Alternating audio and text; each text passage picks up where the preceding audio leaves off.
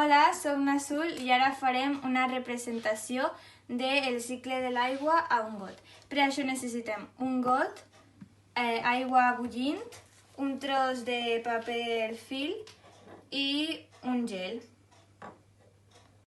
Primer tenim que posar amb precaució l'aigua calenta al got, una mica menys de la meitat, i ara el tapam amb això i tenim que esperar un minut. Ja passat el minut, li podem posar el gel aquí perquè el vapor d'aigua condensi i quan condensa es fa líquid.